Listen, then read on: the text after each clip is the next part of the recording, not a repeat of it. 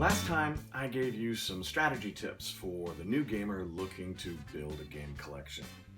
I'm Steve Tassi, the board game guru, and this time I am here to give you some actual game suggestions to help you fill out your brand new collection.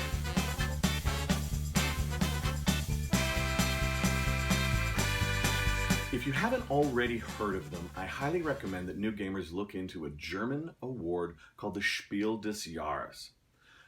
They're kind of like the Oscars of board games. Now, in the community, there's always debate about whether any particular winner of it really deserved it that year. But the fact is that if you were to buy nothing but Spiel des Jahres winners, you'd have a pretty good collection on the most part.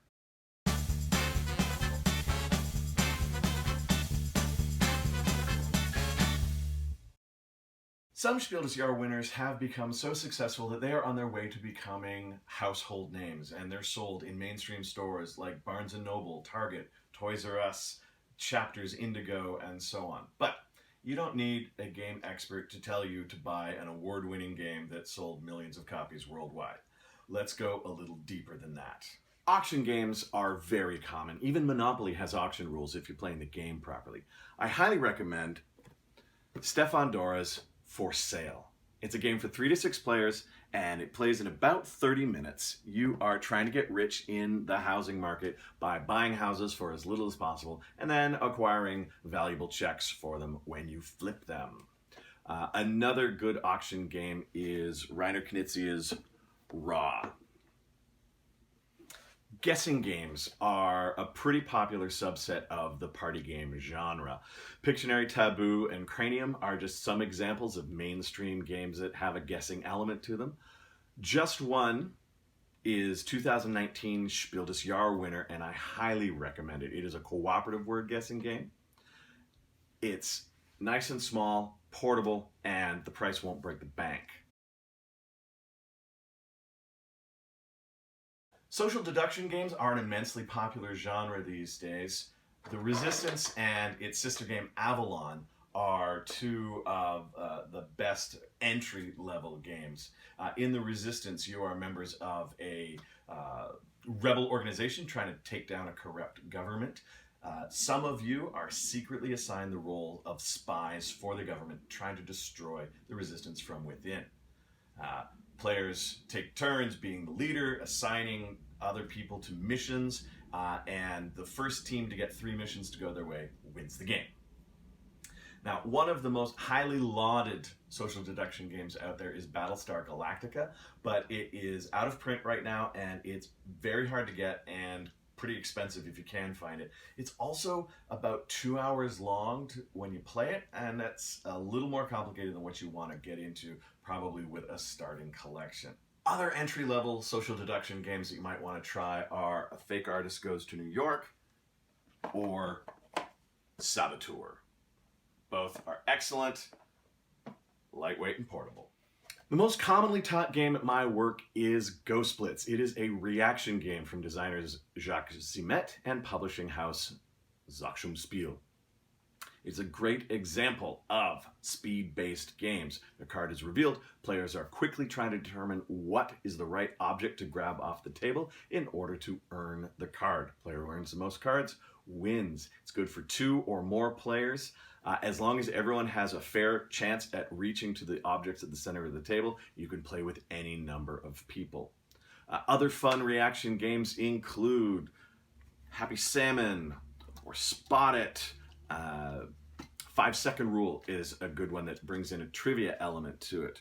There are more complicated games out there that incorporate a speed reaction element to it. Games like Galaxy Trucker, Escape Curse of the Temple, Mondo. But before you buy one of those more involved, more expensive games, I recommend trying something like Spot It or Go Splits to see if you actually like reaction games. Some people hate them, and for others, they are a blast.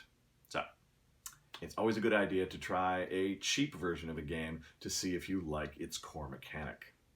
Jenga is the best known stacking game in the world, but there are many, many stacking games better than Jenga. Rhino Hero, Tokyo Highway, Via Paletti, or the cooperative version of Via Paleti, sort of, in some ways. Monara.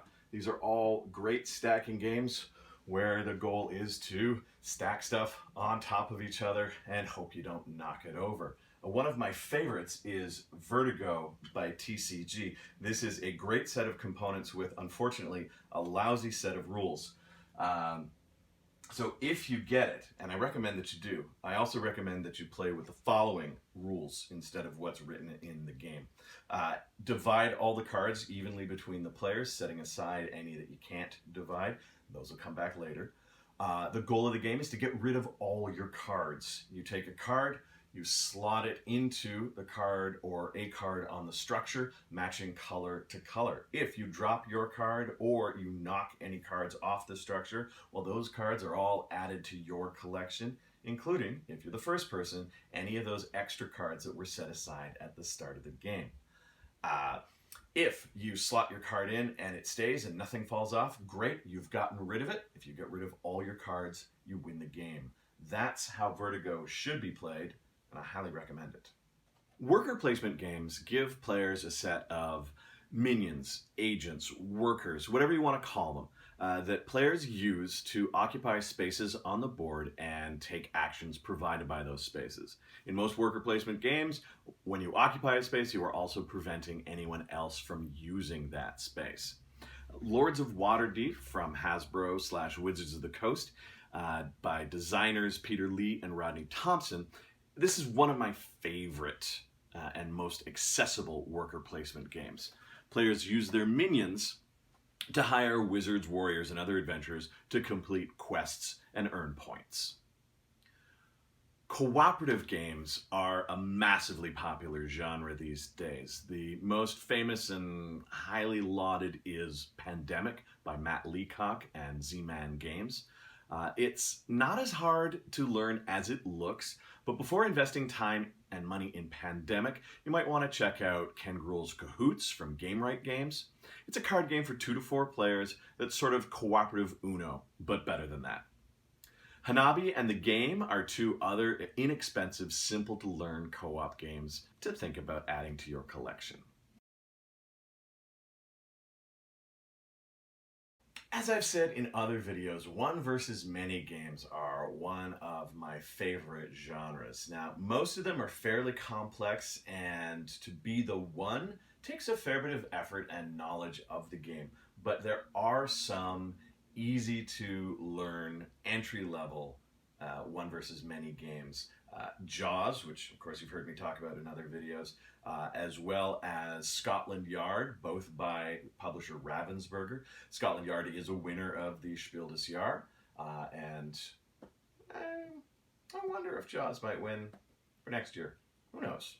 There are numerous small card games that have fascinating gameplay elements, and any of them would make good additions to a fledgling game collection.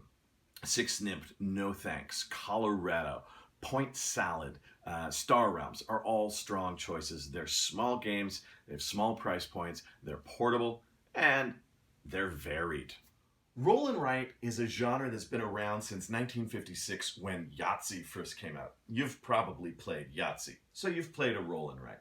But in recent years, they've been getting a lot more attention. Some have even been nominated for the SDJ.